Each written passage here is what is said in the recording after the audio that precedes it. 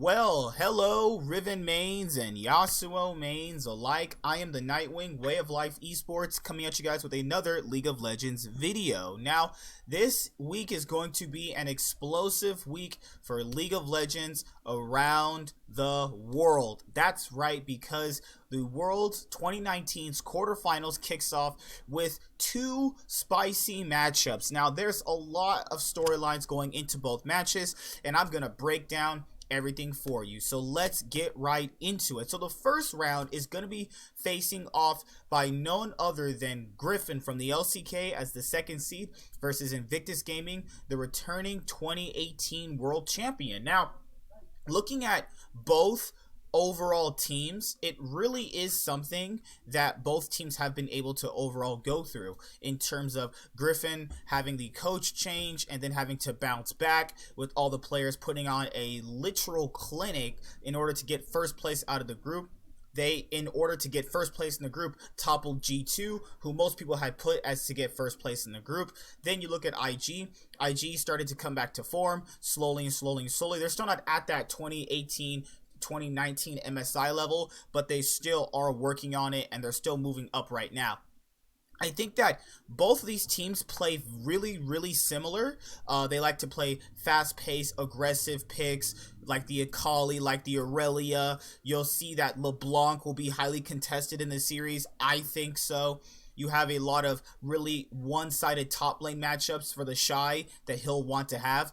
I think that the biggest mismatch in terms of the matches right now is actually going to be Sword versus the Shy. I feel like that it's going to be a monumental mismatch. And looking at how well the Shy was coming back to form in the previous week, I think that it's something we have to look at and go, I think that Invictus Gaming is going to have a really big upper hand in terms of the top lane matchup because of the Shy. Now, when you look at jungle, it's going to be Lian and Ning versus Tarzan. I think Tarzan, even if he was just facing Ning, would already be the heavily favored jungler. The way he can influence the map, the way he can be around the map whenever you need him to be, and effectively not feed the way Ning does or the way Lian does, is a bonus for Griffin, and he is a thorough driving force for Griffin, and I'm going to give that edge to Tarzan.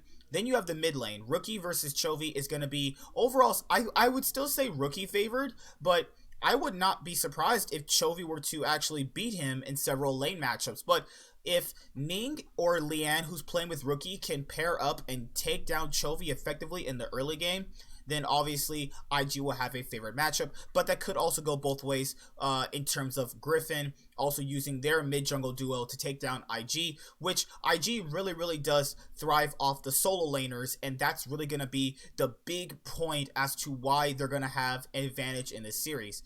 Then you look at the bot lane, and that is JackeyLove and Baolan versus Viper and Lehans. Overall, pretty even side bot lane. Viper and Lehans, I would say, are more flexible in terms of what picks they like to choose.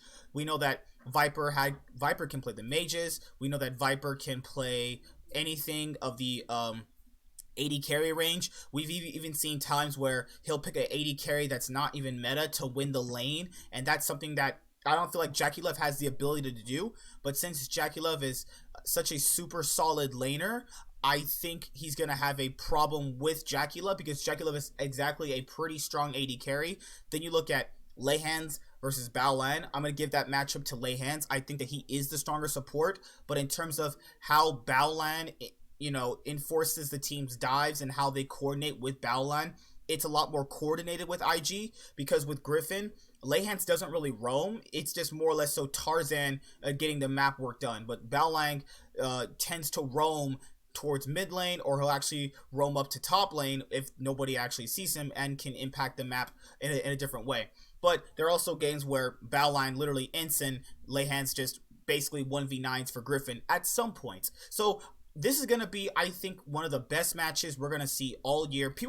When these teams were at their peak during 2019 spring, this past year, people wanted to see this matchup, and it's really really sad that one of them has to get knocked out right now. And you guys already saw my pick'ems, and you guys know who I'm going to choose. I'm going to say IG get it done, and I'm going to say the returning world champions make the semifinals, but it's going to be a really really hard fought series. It's going to be 3-2.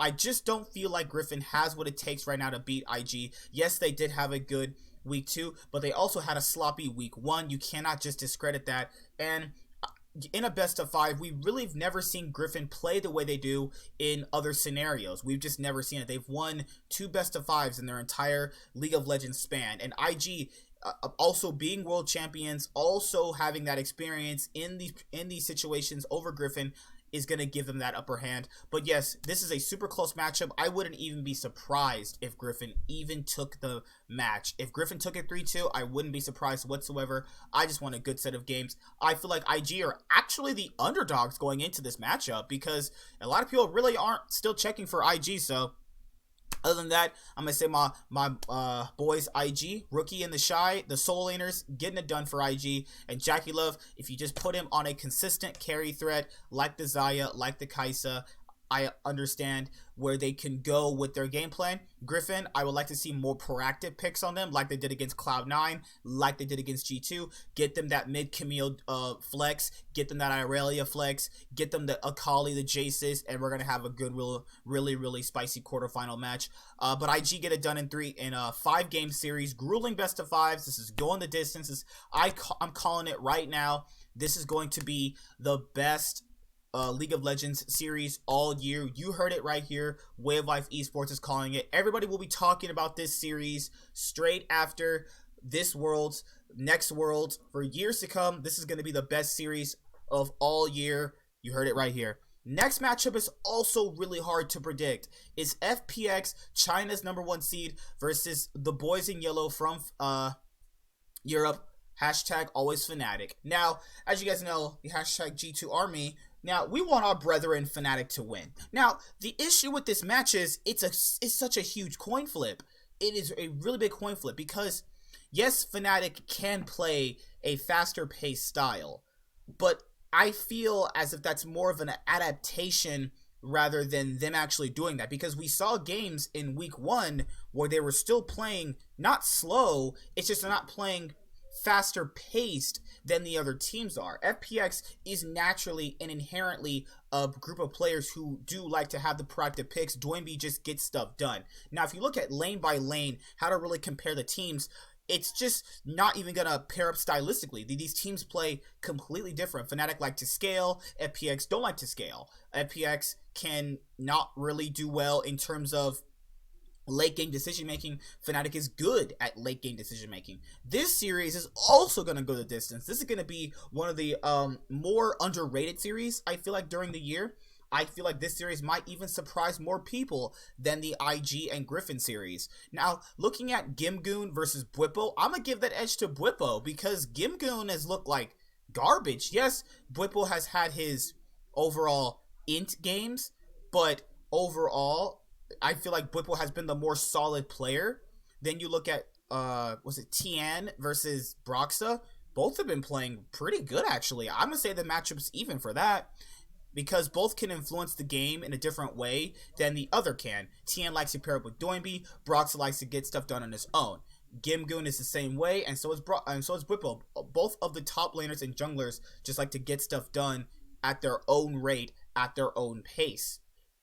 Now you have the mid lane, Doinby versus Nemesis. Now, Nemesis didn't really beat Faker. I think Faker really threw in that game, but other than that, Faker needs to not do that anymore. But Nemesis actually played pretty well. Doinby has been looking kind of shaky, and I'm going to give the edge to Nemesis in this matchup. I feel like that Nemesis is the more stable mid laner in the matchup, and I feel like Doinby is susceptible to being very volatile, and that's going to really, really make it hard for FPX. If Nemesis gets a comfort pick, and Doinby gets a pick he's not exactly good on, which can happen, it's a very, very Fnatic favored mid lane position. And both mid laners are carry forces. They can carry the game. It just depends on what pick they have. And then you're the bot lane, which is LWX and Crisp versus Reckless and Hylissang.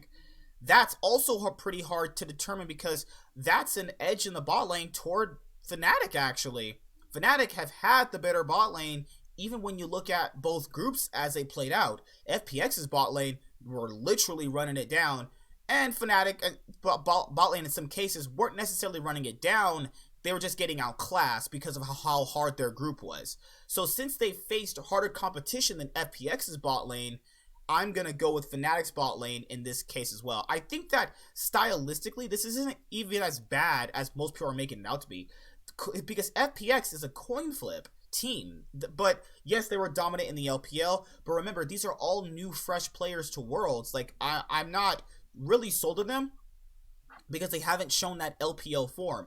And Fnatic have this issue with being inconsistent. Yes, they had a really good week 2, but what about that week 1 I'm talking about here? See, we're going to have to go back to that as well. And I think overall, during the course of the series, it's really going to be dependent on draft. IG and Griffin series is more dependent on which laners pop off. FPX and Fnatic's games are going to depend on which draft overall suits the game and how to win it. But I overall think that Fnatic are going to take it to FPX, and I'm going to give the Fnatic boys 3-2. It's going to be a really hard-fought series because, remember, Fnatic have beaten EDG before, so it's not improbable they can actually take down FPX. And they've also beaten RNG as well. Also not improbable they could beat Fun Plus Phoenix. So that's it, guys. I'm picking IG and Fnatic to win their series 3-2. Let me know who you think is going to win these matchups in the comment section below. Like, comment, subscribe. Most of all, enjoy. I'm the Nightwing, and Way of Life Esports is signing out. Peace. I have a ton of more videos to do today. The next round. Let's say rang. Rang is not a word. No, rang is a word because you have to ring a bell. But the next round of best of fives is going to be those which I'll be doing next after this video goes up. So see you guys later. Bye. Have a good day. Peace out. Hi there, guys! Be sure to like and subscribe to the channel for more stuff. Yeah, thank you.